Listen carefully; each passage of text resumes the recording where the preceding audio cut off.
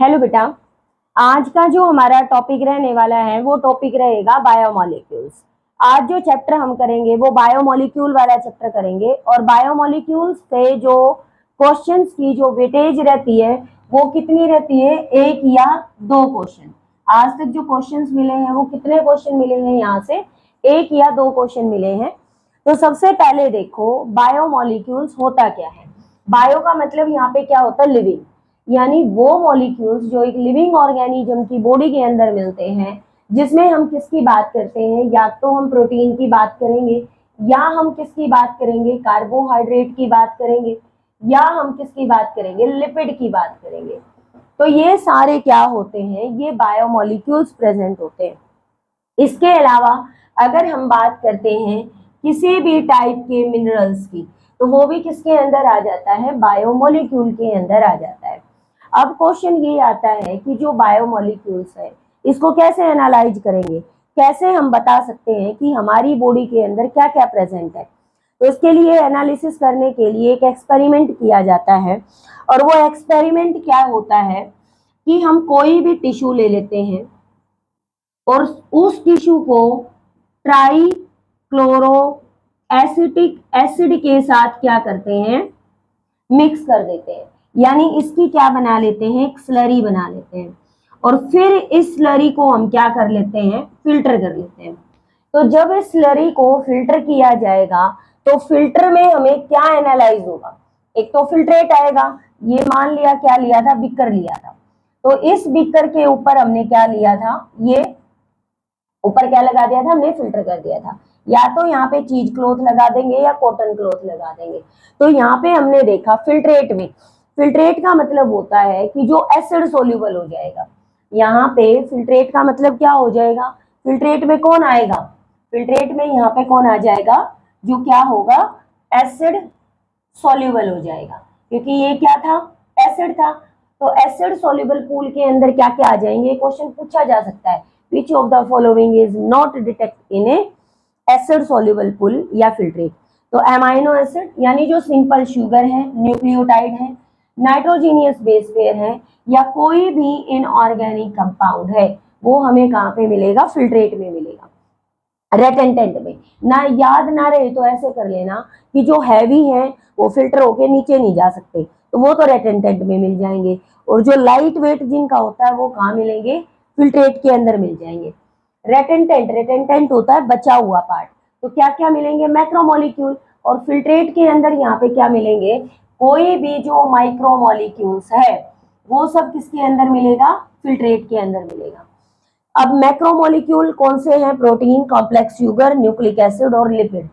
यहां से क्वेश्चन पूछा जाता है कि इनका जो वेट है, जो फिल्ट्रेट का जो वेट होता है वो कितना होता है, इनका होता है less than 800 Dalton.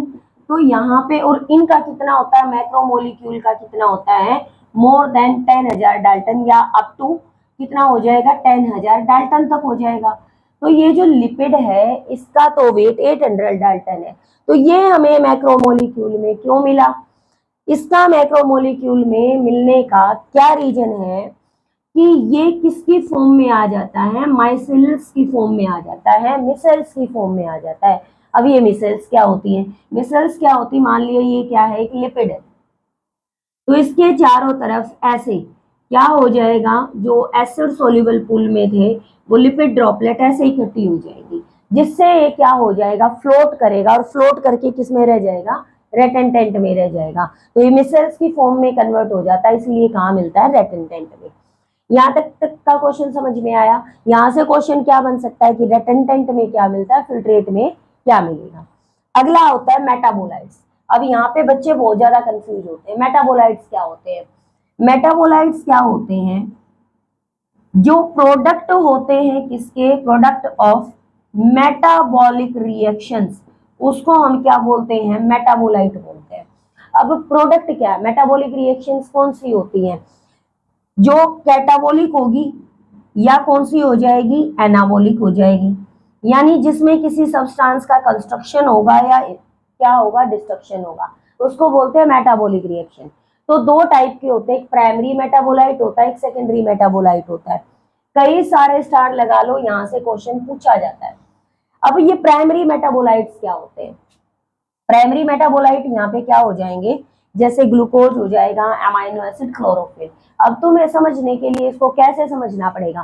Primary, primary का मतलब क्या होता है? पी से याद रखना, यानी जो डायरेक्ट किस पर, फिजियोलॉजिकल एक्टिविटी पर इफेक्ट डालते हैं। फिजियोलॉजिकल एक्टिविटी क्या है कि जो डायरेक्ट डालेंगे, तुम प्रोटीन नहीं खाओगे तो डिजीज हो जाएगी, कार्बोहाइड्रेट नहीं खाओगे तो डिजीज हो जाएगी, यानी जो हमारी फिजिकल ग्रोथ पर या हमारी फिजिकल एक्टिविटी पर डायरेक्ट इफेक्ट डालते हैं उनको प्राइमरी मेटाबोलाइट बोलते हैं। जैसे ग्लूकोज की एमाइनो एसिड हो गई, क्लोरोफिल प्लांट के अंदर हो गया। सेकेंडरी मेटाबोलाइट क्या हो गए, जो डायरेक्ट इफेक्ट नहीं डालते, और इंपॉर्टेंट इसमें सेकेंडरी मेटाबोलाइट ही है, जो डायरेक्ट इफेक्ट नहीं डालते लेकिन फिर भी जरूरी है। अब वो जरूरी कहाँ है? बहुत सारे कमर्शियल पर्पज के लिए जरूरी हो जाते हैं। जैसे पिगमेंट, पिगमेंट क्या देने का काम करते? कलर देने का काम करते हैं। जैसे कैरोटीनॉइड्स हो गया, एंथोसाइनिन हो गया। एंथोसाइनिन से बहुत ज्यादा क्वेश्चन पूछा जाता है। एंथोसाइनिन होता क्या है? एंथोसाइनिन एक फ्लावर कलर कंपोनेंट होता है या पिगमेंट होता है जो फूलों को कलर देता है। और ये जो क्वेश्चन है ना एंथोसाइनिन वाला, ये क्वेश्चन सीईटी का क्वेश्चन है। Which pigment give colour to flower? कौन सा कलर देता है? Anthocyanin is the pigment which give colour to flower, और यही वाटर सॉल्युबल होता है। पिगमेंट में कैरोटीनॉइड, एंथोसाइनिन। एल्कलॉइड में मोर्फिन और कोडिन। ली तो जाती है एज अ मेडिसिन पर्पज के लिए। टर्पिनॉइड्स में मोनोट्रपिन, डाइट्रपिन। टर्पिन किसका डेरिवेटिव होता है? जिब्रेलिक एसिड का। एसेंशियल ऑयल लेमन और ग्रास ऑयल, ये तुम्हें याद करने पड़ेंगे भाई। टॉक्सिन क्या आ जाएगा? जो एब्रिन है और रिसिन है। लैक्टिन क्या आ जाएगा? कॉन्कावेलिन ए, जो कॉन्कावेलिन प्लांट से एक्सट्रैक्ट किया जाता है। लैक्टिन क्या होते हैं? ये कार्बोहाइड्रेट नेचर के होते हैं। और कैसे होते हैं? ये प्रोटीन एक्सेप्टर होते हैं। कैसे होते हैं? प्रोटीन एक्सेप्टर होते हैं। लैक्टिन। ड्रग्स में क्या आ जाएगा? मिनब्लास्टिन और कुरकुमिन। पॉलीमेरिक सब्सटेंस में रबड़, गम और सेल्यूलोज आ जाएंगे। अगला है बायोमैक्रोमोलिक्यूल। बायोमैक्रोमोलिक्यूल में क्या क्या आता है? कार्बोहाइड्रेट, प्रोटीन, लिपिड्स और क्या आ जाएगा? Nucleic acid. जिसमें से सबसे पहले हम करते हैं कार्बोहाइड्रेट। देखो इसमें कॉमन कॉमन बातें हैं, केमिस्ट्री में भी ये लेसन आता है और बायो में भी आता है, तो इसमें ये सब तुमने केमिस्ट्री में पढ़ लिया होगा। कार्बोहाइड्रेट का मेन क्या होता है? कार्बन, हाइड्रोजन और ऑक्सीजन। ठीक है, कौन सी शुगर आती है इसमें? एल्डोज शुगर आती है, और दूसरी कौन सी आती है? कीटोज शुगर आती है। एल्डोज शुगर में मतलब क्या है? इसमें एल्डिहाइड ग्रुप होता है यानी CHO। कीटोज शुगर मतलब इसमें क्या होता है? कीटोन ग्रुप होता है, इसीलिए क्या बोलते हैं इसको? कीटोन ग्रुप बोलते हैं या कीटोज शुगर। शुगर यूनिट इसमें प्रेजेंट होती है, तो अकॉर्डिंग टू शुगर यूनिट जब हम इसको डिवाइड करते हैं तो कितने टाइप की हो जाती है? Monosaccharide, oligosaccharide, polysaccharide. यहां से क्वेश्चन बनता है भाई। अब यहां से हर एक पॉइंट इंपोर्टेंट है। मोनोसेकेराइड, मोनो का मतलब क्या होता है? एक। सेकेराइड वर्ड किसके लिए यूज होता है? शुगर के लिए। तो जिसके अंदर एक शुगर यूनिट हो और 3 से लेके 7 कार्बन हो उसको बोलते हैं मोनोसेकेराइड। इसमें मैंने मेन मेन लिखी है, triose sugar, tetrose sugar, pentose sugar होती है। तो राइबोज और ग्लूकोज, क्योंकि क्वेश्चन यहीं से बनता है। राइबोज में क्या क्या आएगा? डीएनए और आरएनए। अब क्या फर्क होता है डीएनए में? डीएनए की फुल फॉर्म तुम्हें पता है? इस पे सेकंड पोजीशन क्या होती है? ऑक्सीजन डेफिशिएंट होती है। मतलब इस पे सेकंड पोजीशन पे जब राइबोज शुगर ऐसे बनाएंगे हम, तो सेकंड पोजीशन पे ऑक्सीजन नहीं होता। और अगर इसी का एग्जांपल हम आरएनए के केस में लेके चलते हैं तो आरएनए में O आ जाता है, तो यानी ऑक्सीजन प्रेजेंट हो जाती है। ग्लूकोज, ग्लूकोज को क्या बोला जाता है? ब्लड शुगर बोला जाता है। उसके बाद है ओलिगोसैकेराइड। ओलिगोसैकेराइड क्या होते हैं? 2 से 9 शुगर की यूनिट मिलके बनती है। तो बाकी से क्वेश्चन नहीं आता, यहाँ पे क्वेश्चन आता है डाइसैकेराइड से। ये जितनी तुम्हें दिखाई दे रही है डाइसैकेराइड, और इसमें भी सिंपल क्वेश्चन पूछते हैं। माल्टोज ग्लूकोज प्लस ग्लूकोज की यूनिट है। लैक्टोज ग्लूकोज प्लस ग्लैक्टोज से मिलकर बना है। लैक्टोज को क्या बोलते हैं? मिल्क शुगर बोला जाता है। लैक्टोज को क्या बोला जाता है? मिल्क शुगर बोला जाता है। सुक्रोज, सुक्रोज क्या होती है? पहला क्वेश्चन सीईटी का ही क्वेश्चन है, ये आया हुआ क्वेश्चन है। सुक्रोज को क्या बोला जाता है, नॉन रिड्यूसिंग शुगर बोला जाता है। और इसको क्या बोला जाता है, जो सुक्रोज है वो क्या होती है, टेबल शुगर होती है। सुक्रोज किसकी यूनिट है, ग्लूकोज और फ्रक्टोज की। अगला क्वेश्चन यहाँ से फ्रक्टोज से बनता है। एफ आर से याद रखना, क्या बोला जाता है इसको, फ्रूट शुगर बोला जाता है। ठीक है, और सबसे तुमसे कोई पूछे सबसे स्वीटेस्ट नेचर की कौन होती है, तो सबसे स्वीटेस्ट नेचर की भी कौन होती है, फ्रक्टोज होती है। उसके बाद आता है पॉलीसेकेराइड। पॉलीसेकेराइड में क्या हो जाएगा, मोर देन 10 शुगर यूनिट हो जाएंगी, जिसमें क्या आ जाएगा, होमोपॉलीसेकेराइड और हेट्रोपॉलीसेकेराइड। होमोपॉलीसेकेराइड क्या होता है, जिसमें क्या जुड़ती है, सेम शुगर की यूनिट जुड़ती है, उसको बोलते हैं होमोपॉलीसेकेराइड। और हेट्रोपॉलीसेकेराइड क्या आ जाएगा, जिसके अंदर क्या जुड़ती है, डिफरेंट शुगर की यूनिट जुड़ती है, उसको क्या बोलेंगे, हेट्रोपॉलीसेकेराइड। इसके बाद है अगला, अब हमारा है, अब हम बात करेंगे किसके बारे में, पॉलीसेकेराइड के बारे में। ठीक है, ये स्क्रीनशॉट लेते रहना भाई, साथ साथ इसका स्क्रीनशॉट ले लो फटाफट।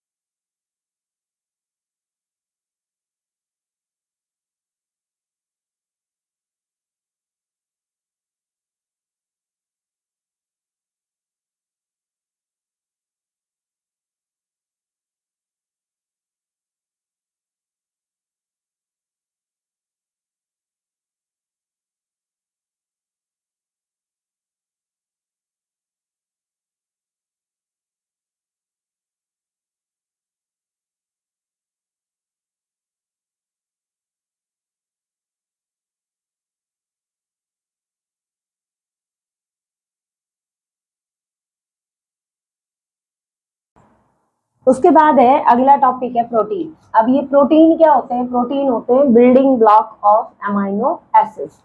क्या होते हैं? Building block of amino acids. उसके बाद क्या है नेक्स्ट? देखो पॉलीपेप्टाइड क्या है कि जो प्रोटीन है वो क्या होती है? पॉलीपेप्टाइड चेन होती है। यानी मोर देन कितनी पॉलीपेप्टाइड चेन? कम से कम 50 पॉलीपेप्टाइड चेन क्या हो जाती हैं? जुड़ जाती हैं, तब जाके क्या बनता है? एक प्रोटीन बनता है। प्रोटीन कभी भी होमोपॉलीमर नहीं हो सकते, हमेशा हेटेरोपॉलीमर होंगे। ये पॉइंट नोट करने वाला है कि प्रोटीन कभी भी होमोपॉलीमर नहीं होते, हमेशा कैसे होते हैं? हेटेरोपॉलीमर होते हैं। मोस्ट एबंडेंट प्रोटीन लगा लो, आया हुआ क्वेश्चन है, सीईटी 2025 में आया हुआ क्वेश्चन है ये। मोस्ट एबंडेंट प्रोटीन अगर पूरे बायोस्फीयर की बात करेंगे तो कौन है? रूबिस्को। रूबिस्को की फुल फॉर्म क्या होती है? राइबोलोज, राइबोलोज बिसफॉस्फेट, बिसफॉस्फेट कार्बोक्सिलेज, कार्बोक्सिलेज, ये इसकी फुल फॉर्म होती है। और अगर सिर्फ एनिमल वर्ल्ड में बात करेंगे तो एनिमल वर्ल्ड में कौन है? कोलेजन। और यही क्वेश्चन आया था। उसके बाद क्या है? स्ट्रक्चर ऑफ प्रोटीन क्या होती है? सबसे पहले प्राइमरी स्ट्रक्चर। प्राइमरी स्ट्रक्चर क्या होता है? सिंपल ऐसे अमाइनो एसिड जुड़ते जा रहे हैं एक चेन की फॉर्म में, और यहाँ पे जो बॉन्ड हो जाएगा वो कौन सा हो जाएगा? यहाँ पे बॉन्ड हो जाएगा पेप्टाइड बॉन्ड, सिंपल। तो इसका एग्जाम्पल से ज्यादा क्वेश्चन पूछे जाते हैं। प्राइमरी स्ट्रक्चर में कौन एग्जिस्ट करता है? इंसुलिन। उसके बाद आता है सेकेंडरी स्ट्रक्चर या सेकेंडरी प्रोटीन। सेकेंडरी प्रोटीन कौन से होते हैं? जो एक हेलिक्स की फॉर्म में आ जाए तो उसको हम क्या बोलते हैं? Secondary protein. सेकेंडरी प्रोटीन में कौन आ जाता है? Alpha helix. अल्फा हेलिक्स में जैसे कैरेटीन, नेल, मायोसिन। उसके बाद आ जाएगा सेकेंडरी स्ट्रक्चर में बीटा प्लेटेड शीट में कौन आ जाएगा? सिल्क। ये जो क्वेश्चन है ये अब की बार नीट 2026 का क्वेश्चन रहा है। कैरेटीन किसके अंदर आता है? सेकेंडरी स्ट्रक्चर के अंदर, अल्फा हेलिक्स स्ट्रक्चर में, और कौन आएगा? कैरेटीन। उसके बाद है टर्शियरी स्ट्रक्चर, ये भी इंपॉर्टेंट है। टर्शियरी स्ट्रक्चर यानी 3D स्ट्रक्चर। 3D स्ट्रक्चर में क्या बन जाते हैं? इनकी एक्टिव साइट बन जाते हैं। एक्टिव साइट मतलब जहां पे सबस्ट्रेट आके बाइंड होंगे, यानी जब ये ऐसे फोल्ड होंगे तो यहाँ पे क्या बन जाएगी? इसको बोलते हैं एक्टिव साइट। और इस एक्टिव साइट पे क्या हो जाएंगे? ये एंजाइम की तरह एक्ट करेगी। तो एंजाइम और जो मायोग्लोबिन है वो टर्शियरी स्ट्रक्चर के अंदर होते हैं। बॉन्ड कौन सा होता है? Hydrogen bond, disulphide bond. उसके बाद है क्वाटनरी स्ट्रक्चर। क्वाटनरी स्ट्रक्चर कैसी होती है भी पता ही नहीं चल रहा, फोल्ड कैसे है, वो कैसे एक दूसरे के साथ फोल्ड है। इसमें आता है हीमोग्लोबिन एग्जाम्पल। तो हीमोग्लोबिन कौन सी स्ट्रक्चर में होता है? क्वाटनरी स्ट्रक्चर में। 2 अल्फा चेन आ जाएंगी और 2 क्या आ जाएंगी? इसके अंदर बीटा चेन आ जाएंगी। ये होती हैं टोटल प्रोटीन की स्ट्रक्चर्स। उसके बाद है types of protein. Types of protein कौन सी होती है? 3 टाइप के होते हैं। सबसे पहले सिंपल प्रोटीन, दूसरा होता है कंपाउंड प्रोटीन, तीसरा होता है डिराइव्ड प्रोटीन। अब सिंपल प्रोटीन कौन से होते हैं? एक होता है फाइब्रस, दूसरा होता है ग्लोबुलर। फाइब्रस मतलब जो किसकी फॉर्म में? फाइबर की फॉर्म में। तो फाइबर की फॉर्म में कौन है? कोलेजन, इलास्टिन और कैरेटीन। कैरेटीन तुम्हें पता है कहाँ होता है? हमारे नेल्स में, हमारे बालों में, और हमारी जो स्किन की मेम्ब्रेन है उसमें क्या होता है? कैरेटीन होता है। उसके बाद आता है ग्लोबुलर। ग्लोबुलर मतलब किस फॉर्म में? ग्लोब्यूल की फॉर्म में। रूबिस्को, एल्बुमिन, ग्लोबिन और हिस्टोन, ये सब क्या होते हैं? ग्लोबुलर। हिस्टोन का तुम्हें पता ही भी होगा किसकी फॉर्म में होता है? ऑक्टामर की फॉर्म में होता है। कंपाउंड, कंपाउंड में 2 आते हैं। एक तो क्या होगा? कंपाउंड का मतलब है कि जो 2 चीजों से मिलकर बनाओ, यानी एक तो प्रोटीन पार्ट और दूसरा क्या हो जाएगा? Non protein part. Protein part में क्या आ जाएंगे? Amino acid. Non protein part में आ जाएगा प्रोस्थेटिक ग्रुप। प्रोस्थेटिक ग्रुप में जैसे न्यूक्लियोप्रोटीन तुमने सुना होगा, nucleus plus protein, chromoprotein, pigment plus protein, lipoprotein, lipid plus protein. उसके बाद आता है डिराइव्ड। डिराइव्ड के अंदर क्या आ जाएगा? डिराइव्ड के अंदर आ जाएगा प्राइमरी और सेकेंडरी। प्राइमरी डिराइव्ड प्रोटीन कौन सा? डिराइव्ड मतलब जो ऑब्टेन किए जाते हैं, डिराइव्ड किए जाते हैं, जो निकाले जाते हैं। Formed by denaturation. डीनेचुरेशन क्या होता है? हीट की प्रेजेंस में, जैसे फिब्रिन या मायोसिन। उसके बाद आता है सेकेंडरी, फॉर्म्ड बाय डाइजेशन। जैसे हमारा जो डाइजेस्टिव जूस है या हमारा स्टमक है, इंटेस्टाइन है, जिनको सिक्रीट करता है वो होते हैं फॉर्म्ड बाय डाइजेशन या सेकेंडरी, जैसे पेप्टोन या क्या आ जाएंगे यहाँ पे पेप्टाइड्स आ जाएंगे। उसके बाद अगला टॉपिक है लिपिड्स। अब ये लिपिड्स क्या होते हैं, इसकी जो टर्म है वो किसने दी थी, ब्लूर साइंटिस्ट ने दी थी। लिपिड्स कैसे होते हैं, वैक्सी होते हैं, ग्रीजी होते हैं और कैसे होते हैं, ऑयली होते हैं। जैसे घरों में तुमने घी खा के देखा होगा, तेल देखा होगा, ग्रीस देखा होगा, कैसे होते हैं, वैक्सी होते हैं, ग्रीसी होते हैं और ऑयली होते हैं। इनसॉल्युबल इन वाटर, कभी घी देखा है पानी में घुलते हुए, कभी नहीं घुलता। क्या होते हैं, वाटर में इनसॉल्युबल होते हैं, लेकिन एसिड में कैसे होते हैं, सॉल्युबल होते हैं। नेवर पॉलीमर, लिपिड कभी भी पॉलीमर नहीं हो सकते। Require less space for storage, इसीलिए हमारी बॉडी जब क्या बढ़ता है, ग्लूकोज बढ़ता है तो ग्लाइकोजन, ग्लाइकोजन बढ़ता है तो फैट की फॉर्म में उसको स्टोर कर लेती है, क्योंकि इसको स्टोर होने के लिए कम स्पेस की रिक्वायरमेंट होती है। लिपिड्स में क्या क्या पार्ट होता है, फैटी एसिड और क्या क्या होता है, ग्लिसरॉल। लिपिड की टाइप कितनी होती है, लिपिड की 3 टाइप होती है। सिंपल लिपिड, सिंपल लिपिड मतलब सिंपली फैटी एसिड से और किससे बनेगा, ग्लिसरॉल से। 2 टाइप का होगा, फैट और वैक्स। फैट क्या सा आ जाएगा, नेचुरल फैट, जैसे तुम ऑयल खाते हो, प्लांट या घी। कॉन्जुगेटेड मतलब जिसमें लिपिड पार्ट है और नॉन लिपिड पार्ट है, जैसे बहुत बार सुना होगा लेसिथिन, फोस्फोलिपिड, ग्लाइकोलिपिड, फोस्फोलिपिड और क्या आ सकता है इसमें, ग्लाइकोलिपिड। फोस्फोलिपिड में क्या आ जाएगा, फोस्फेट पार्ट आ जाएगा और लिपिड पार्ट आ जाएगा। ग्लाइकोलिपिड में क्या आ जाएगा, ग्लाइकोजन आ जाएगा और लिपिड आ जाएगा। उसके बाद है डिराइव्ड लिपिड।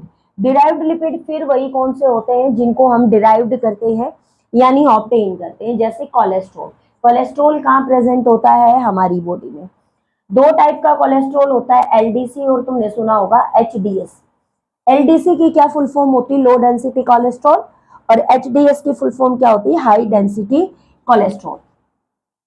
जो हार्मफुल है वो कौन सा होता है, ये कैसा बोला जाता है, तुमने सुना होगा हार्मफुल होता है। क्यों, क्योंकि डेंसिटी कम होती है। अब आज तक तुम्हें रीजन नहीं पता होगा क्यों ये हार्मफुल होता है, क्योंकि इसकी डेंसिटी कम होती है, तो डेंसिटी कम होती है तो प्लाज्मा मेम्ब्रेन को क्रॉस कर जाता है और ब्लड वेसल्स के अंदर जमा होना शुरू हो जाता है, इसीलिए होता है हार्मफुल। तो ये क्या बना सकता है, क्लॉट बना सकता है, इसीलिए हार्ट अटैक जैसी प्रॉब्लम आ जाती है। एचडीसी क्या होता है, हाई डेंसिटी कोलेस्ट्रॉल होता है, प्लाज्मा मेम्ब्रेन को क्रॉस नहीं कर सकता, इसलिए क्या नहीं हो सकता, हार्मफुल नहीं हो सकता। इसके बाद है अगला टॉपिक,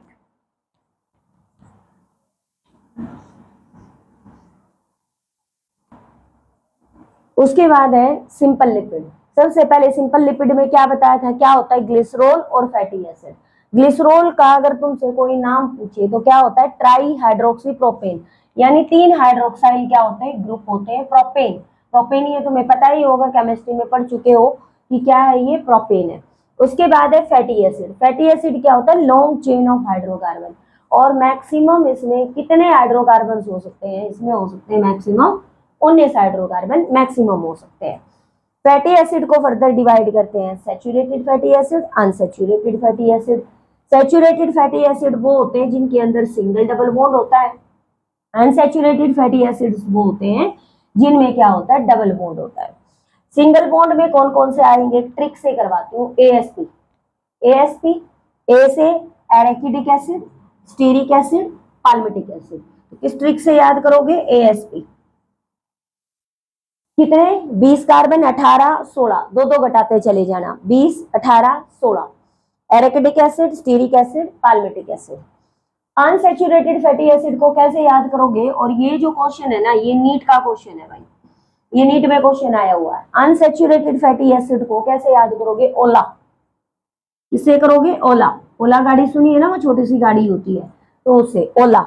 ओ से ऑलिक एसिड, एल से लाइनोलिक एसिड, दूसरे एल से लाइनोलैनिक एसिड, तीसरे से एरिकिडोनिक एसिड। फिर सीरीज में इसमें एक डबल बॉन्ड, इसमें 2 डबल बॉन्ड, इसमें 3 डबल बॉन्ड, और इसमें क्या आ जाएंगे, 20 कार्बन क्या आ जाएंगे इसके अंदर प्रेजेंट होंगे। तो इसको ओला से और इसको एएसपी से।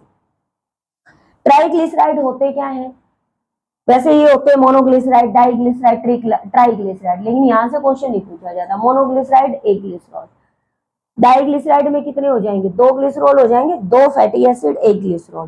ट्राइग्लिसराइड में 3 फैटी एसिड और क्या हो जाएंगे, 1 ग्लिसरॉल। क्या आ जाएगा ट्राइग्लिसराइड में, फैट आते हैं और ऑयल आते हैं। अब सबको पता होगा घरों में फैट होती, घी होता है। मेल्टिंग पॉइंट क्या होता है उसका, कम होगा या ज्यादा होगा, फटाफट बताओ। फैट का मेल्टिंग पॉइंट क्या होगा, कम होगा या ज्यादा होगा, हाई मेल्टिंग पॉइंट होगा, ठीक है। और ऑयल का क्या होगा, लो मेल्टिंग पॉइंट होगा। क्या रहता है, लिक्विड फॉर्म में रहता है हमेशा। तो ये क्या है, फैट और ऑयल है। इनसे ज्यादा यहाँ से कोई भी क्वेश्चन बन के नहीं आता है। उसके बाद है अगला जो टॉपिक बचता है हमारा, वो टॉपिक बचता है nucleic acid.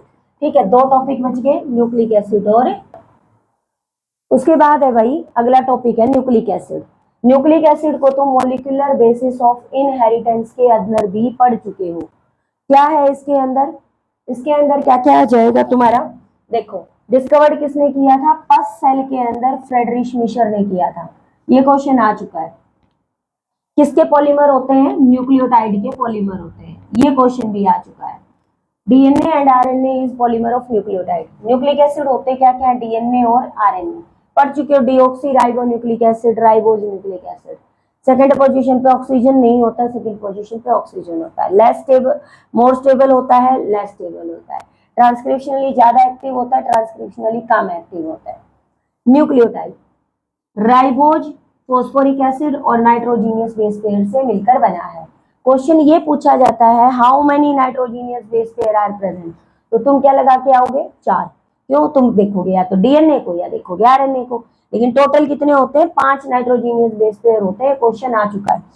Adenine, thymine, guanine, cytosine, uracil. Uracil भी तो इंक्लूड करोगे, है तो वो भी नाइट्रोजीनियस बेस पेयर।